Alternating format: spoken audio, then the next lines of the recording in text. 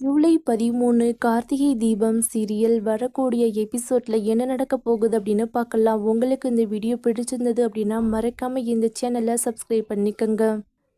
தீபாவை ஆத்தோட போக வச்சாரெல்லாம் கார்த்திகை நம்ம கல்யாணம் பண்ணிக்கிட்டு சந்தோஷமா வாழ்க்கையை தொடங்கலாம் அப்படின்னு நம்ம என்னென்னமோ திட்டம் போட்டா கடைசியில் அந்த தீபா நம்மளையே அந்த பீப்பாய்க்குள்ள உட்கார வச்சு ஆத்தோட அனுப்ப நினைச்சாலே கார்த்திக் மட்டும் கரெக்டான நேரத்துக்கு வரலைன்னா இந்நேரம் நமக்கு எது என்ன ஆயிருக்கும். அதுவும் பாரு, தீபாய் ஆல்ரெடி சொன்னா கார்த்திக் எப்படியாவது என்னைய தேடி வந்துருவாருன்னு. அதே மாதிரியே அந்த கார்த்திக் வந்துட்டாரே. ஜஸ்ட் மிஸ்ல நம்ம தப்பிச்சோம். இல்லைன்னா இவ்வளோ பெரிய பிரச்சனைக்கும் காரணம் நாம தான் அப்படிங்கிறத கார்த்திக் கண்டுபிடிச்சிருந்தாருன்னா அவரை கல்யாணம் பண்ணி சந்தோஷமா வாழலாம் அப்படின்னு நினச்ச நம்மளோட திட்டம் எல்லாம் இந்நேரம் பாலா போயிருக்கும் அப்படின்னு ரம்யா யோசிச்சுக்கிட்டு இருக்கிறாங்க. மறுபடியும் அந்த தீபாவை எப்படி போட்டு தள்ளலாம், கார்த்திகை எப்படி நம்ம பக்கம் வசப்படுத்தலாம் அப்படின்னு புதுசாக ஒரு திட்டத்தை போட ஆரம்பிக்கிறாங்க. தன்னோட அத்தை உயிரை எப்படியாவது காப்பாற்றணும் அப்படின்னு கோவில்லையே பிரார்த்தனை பண்ணிக்கிட்டு இருக்கிறாங்க தீபா. அது மட்டும் பத்தாதுன்னு நினச்சி அங்கே இருக்கிற சாமியை நினச்சி பாட்டும் பாட ஆரம்பிக்கிறாங்க. தீபாவுடைய பாட்டை கேட்டுட்டு கோவிலில் சாமி கும்பிட்றதுக்காக வந்திருக்கிற எல்லா பக்தர்களுமே வியந்து போய் பார்த்துக்கிட்டு இருக்கிறாங்க. இந்த பொண்ணு எவ்வளோ அழகாக பாடுறான்னு பாருங்க. அப்படியே டிவியில் பாடுற கேட்குற மாதிரியே இருக்குது.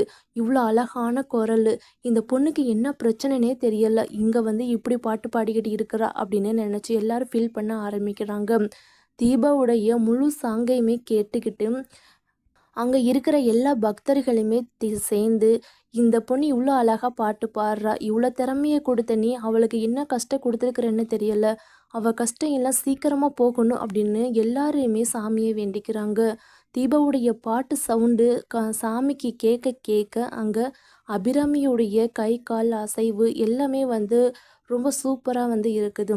அப்போ தான் டாக்டர் அபிராமிக்கு எந்த ஒரு பிரச்சனையுமே இல்லை, அவங்க சீக்கிரமாகவே குணமாகிடுவாங்க, எந்திரிச்சு நடக்க ஆரம்பிச்சிருவாங்க, உங்களோட வீட்டுக்கு வர ஆரம்பிச்சிருவாங்க, பழைய மாதிரி அபிராமி தெம்பா எந்திரிச்சு நிற்க போகிறாங்க. இது எல்லாத்துக்குமே உங்களுடைய கடவுளுடைய பிரார்த்தனை மட்டும்தான். நீங்கள் அந்தளவுக்கு கடவுளை பிரார்த்தனை பண்ணியிருக்கிறீங்க அப்படின்னு சொல்கிறாங்க.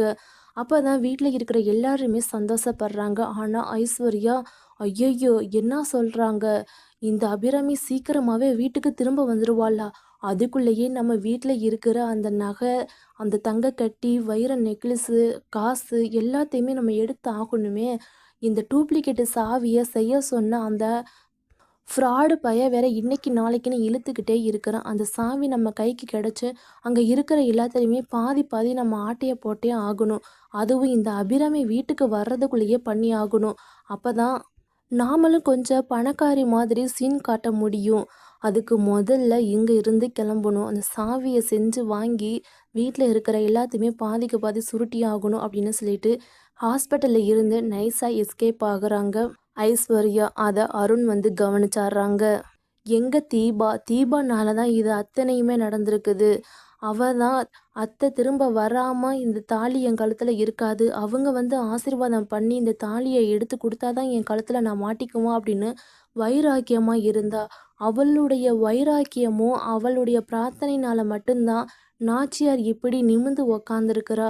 இது எல்லாத்துக்குமே தீபாவுக்கு தான் நம்ம நன்றி சொல்லணும். தீபாவை நம்ம எவ்வளவோ கஷ்டப்படுத்தியிருக்கிறோம், ஆனால் அந்த பொண்ணு எவ்வளோ நல்ல மனசாக இருக்கிறா, நம்ம எல்லாருமே நல்லா இருக்கணும்னு நினைக்கிறா. அவள் எங்கே இருக்கிறான்னு தெரியல. அவளுக்கு முதல்ல ஃபோனை பண்ணி சொல்லுங்க, அத்தைக்கு ஒன்றும் ஆகலை, அவங்க நல்லா இருக்கிறாங்க, சீக்கிரமாகவே வீட்டுக்கு போயிடலான்னு டாக்டர் சொல்லியிருக்கிறாங்கன்னு சொல்லுங்க. அப்போ தான் அவள் திரும்பி இங்கே ஹாஸ்பிட்டலுக்கே வருவா. அவள் பார்த்தா இன்னும் அவள் சந்தோஷப்படுவா, நாச்சியாரும் இன்னும் நல்லா சந்தோஷப்படுவா அப்படின்னு சொல்கிறாங்க அருணாச்சலம். சரிப்பா அப்படின்னு சொல்லிட்டு கார்த்திக் தீபாவுக்கு கால் பண்ணுறாங்க. தீபா, அம்மா கண்ணு முழிச்சிட்டாங்க, இதுக்கப்புறமா உயிருக்கு எந்த ஒரு ஆபத்துமே இல்லை அப்படின்னு டாக்டர் சொல்லிட்டாங்க, நீங்கள் உடனே கிளம்பி ஹாஸ்பிட்டலுக்கு வாங்க அப்படின்னு சொல்கிறாங்க. அப்போ தான் தீபா பயங்கர சந்தோஷமாக ஹாஸ்பிட்டலுக்கு கிளம்பி போகிறாங்க. என்னம்மா நீ பாட்டெல்லாம் படிக்கிட்டு இருந்த, ரொம்ப சோகமாக இப்போ சந்தோஷமாக இருக்கிற அப்படின்னு கேட்குறாங்க. என் அத்தை மறுபடியும் கண்ணு முழிச்சிட்டாங்களாம், உயிர் பொழைச்சிட்டாங்கன்னு டாக்டர் ஃபோன் பண்ணி சொல்லியிருக்கிறாங்க, நான் உடனே ஹாஸ்பிட்டலுக்கு போகணும் அப்படின்னு சொல்கிறாங்க. இப்போ இருக்கிற காலத்தில் மாமியார் செத்தா போதும், அவங்களுடைய வீட்டு கொத்து சாவி கிடச்சா போதும்னு இருக்கிற இந்த மருமக எல்லாருமே ஒரு பாடமா இருக்கிறா இந்த பொண்ணு. தன்னோட அத்தை உயிர் பிழைச்சு திரும்ப வரணுங்கிறதுக்காக இப்படியெல்லாம் பிரார்த்தனை பண்ணிட்டு இருக்கிறா அப்படின்னு தீபாவ ரொம்ப பெருமையா பேசுறாங்க. அங்க சாமி கும்பிட்டுக்கிட்டு இருக்கிற எல்லா பக்தர்களுமே.